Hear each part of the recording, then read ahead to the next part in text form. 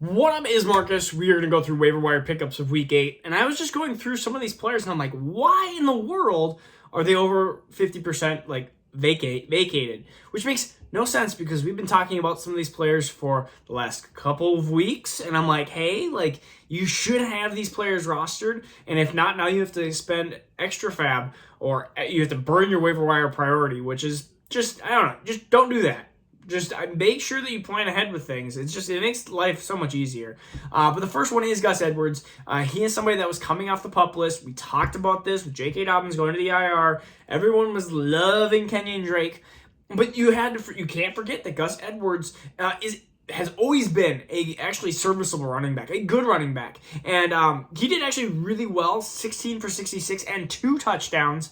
Now, again, I don't see that necessarily being always what's going to happen. I mean, Lamar just had a bad game when it comes to passing touchdowns as well. Mark Andrews was non-existent. That's not always going to be the case. You're going to have some days, of course, where you're going to have Gus Edwards 16 for 45 and no touchdowns, but then you have this potential possibility where Baltimore's going to score a lot of points in some of these certain weeks, and so this is the realm of possibilities. Gus Edwards is my number one pickup because we don't know the severity of J.K. Dobbins' injury and the other situations where the running back, we have a new starter. It's a little bit of a muddied situation, but Gus Edwards, I think will be fantasy relevant if he's when he is the starter until J.K. Dobbins gets back. And there's no guarantee that J.K. Dobbins is going to be the 1A when he gets back. J.K. Dobbins could easily be the 1B. And I love J.K. Dobbins. I always have since he's been in Ohio State. But there's no guarantee that he's going to actually come back and take the workload. J.K. Dobbins could ultimately, unfortunately, just this year could be that 10 to 12 touch guy that is going to end up being more of the receiving down back. And you're going to have Gus Edwards be more the power back. We'll see if that continues, but unfortunately, that's might what I see there. And so fab, I'm spending probably into that $30 range for Gus Edwards because you're going to have a good quarter season of good production by Gus Edwards and potentially longer. I mean, he could easily slip into that kind of flex category for the rest of the year, even if he goes into that 1B position. Number 2, though, is D'Onta Foreman. Him and Chuba Hubbard are going to be just this weird kind of mess, I guess you could say. But Foreman led the Panthers in carries, 15 carries for 118 yards. But Chuba Hubbard did have 9 for 63 and a touchdown. Tomato, what are you going to have here? I think D'Onta Foreman's the better choice here. I would rather have him. He's somebody that I told you about him and Chuba as potential possibilities if CMC were to get traded. These would be the 2 running backs if they're available. You got to take them, one or both of them. And now you got to spend up on fab. D'Onta Foreman, I'm probably spending $20-25 in fab budget on him because he's going to be probably the rest of the year the 1A, and Chuba Hubbard's probably going to be the 1B. But we'll see if they stay healthy. D'Onta Foreman, again, the only man that seems to be able to defeat the Achilles so far. But it was also like 5 million years ago. So again, number 3 is going to be Chuba Hubbard. Like we talked about, he finished with impressive 63 yards on only 9 carries and a touchdown.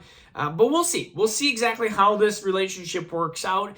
It could be a D'Onta Foreman week one week. It could be a Chuba Hubbard week the next week, which could make it frustrating. Chuba Hubbard probably $10. In fab. It's going to be nice to have him. If one of those 2 gets hurt, it'll clear up the situation a lot better versus in Gus Edwards' situation. That situation's a lot more clear. It's clearly him, and then it's going to be Kenyon Drake 1B. I say that now, but who knows? Maybe Harbaugh changes things. It always happens that way. That's football. Any given Sunday. Chuba Hubbard, though, Chuba Hubbard was a good running back at Oklahoma State. He was known as being a potential stud, and then he ended up staying another year and ended up basically destroying his value, and then he's known as the running back that really didn't have great fantasy relevance even after CMC got hurt last year. So we'll see what this is, but I see Chuba Hubbard as, again, being this $10, hey, he could be a flex if he gets the full situation. He ended up being a fine 1 running back 2 for the rest of the year, but more of that flex consideration. But with running backs and bye weeks coming up, you just need guys that can touch the ball. That's really what it is. Number 4 is Isaiah Pacheco. Again, he is in this three-headed running back field. He had 8 carries for 43 yards, no targets.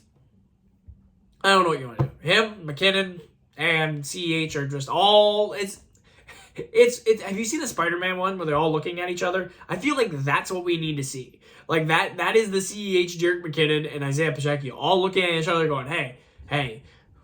If you know the meme I'm talking about, that is the meme I am thinking when I see Kansas City backfield, which, hey, it is what it is. Number 5, it is going to be Latavius Murray. I have a lot of running backs. I mean, running backs are much more needed than wide receivers at this point.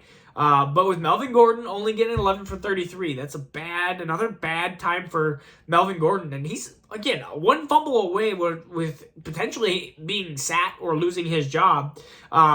Murray still had 8 rushes for 24 yards, and he had a touchdown. He also had 2 or 3 targets.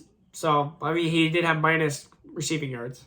But Latavius Murray is, I think, you could even have him above. Sorry. I had a cough there. Yeah, I've been recovering from sickness from last week still. It happens. When you have an 18-month-old in daycare, he brings stuff from daycare, and then you just immediately get it, and then you get sick.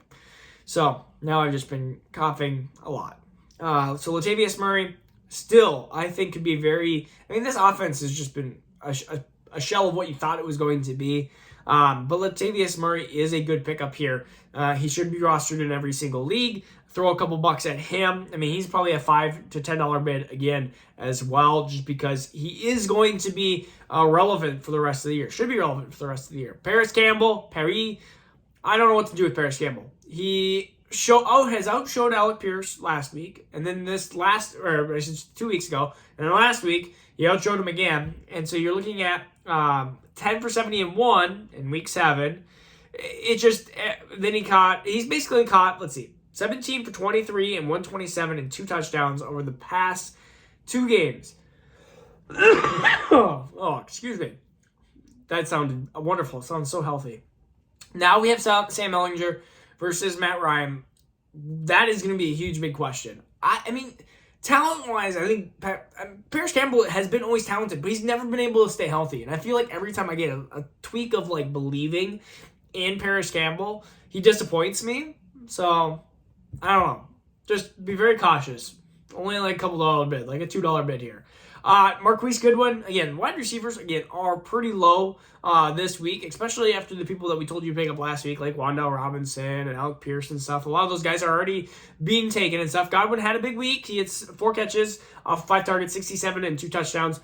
This is based off of Metcalf injury. If Metcalf is healthy, then Marquise Goodwin probably no longer relevant. But if DK Metcalf is gone, which we don't know. I mean, DK has said anything from he's basically, Pete Carroll has basically said, oh my goodness, could miss significant time, to he could practice literally on Wednesday. So we don't know. So might be worth. I wouldn't even put money on it. I would just put a $0 bid. But I think that if you can get them, get them. Let's see. Anybody else? I guess other positions. So if you really are desperate in tight end, we've talked about this before. Greg Dulcich. He had 9 targets, 6 catches. Yeah, off 9 targets and 51 yards. Really, you just have to look at him as being a tight end that could be kind of into that Tyler Conklin range, Njoku Light. You're just looking at a guy that is Evan Ingram. You're looking at a tight end that's probably from 11 to 16. But again, probably going to be more consistent. Might have a touchdown here and there. We'll see. It's an interesting offense, and you're going to have Brett Rippon versus Russell Wilson. So that's going to change everything completely. The next person just to note is Donovan Peoples-Jones. Again, another wide receiver that had 71 yards. He's okay for the last 4 games. He's had 27 targets, 19 receptions, 266 over the last 4 games. So he's been the wide receiver 2 on Cleveland. And Deshaun Watson will come back in a few weeks here. We believe that he will come back from his suspension in a few weeks here. And so I think that offense is going to get better and more high-powered as well. Anybody else to really note? Kyron Williams, just keep a peek on him for that Rams backfield, since Cam Akers likely no longer to be back, and so they have to feed somebody. I think Kyron Williams is going to be kind of a dump-off guy through there. Justin Fields, especially after the performance against New England. Again, mobile quarterback, kind of the cheat when it comes to things. So also looking at streamers, Jameis Winston. Jameson? Did I say Jameson? Jameis. I have a friend's kid named Jameson. So Jameis Winston is an option. Daniel Jones has been actually really, really consistent. He'd be my number one streamer if he's available. He's never sexy, but he looks good. He's like Kirk Cousins. Have you ever seen the Kirk Cousins meme where it's like old Kirk Cousins? And I can't remember who they have as old Kirk Cousins. And they're like young Kirk Cousins, and it's just Daniel Jones. And then it's sexy Kirk Cousins, and it's like Jimmy Garoppolo. And then it's maybe it's old Kirk Cousins with Eli Manning or something like that. It was quite funny.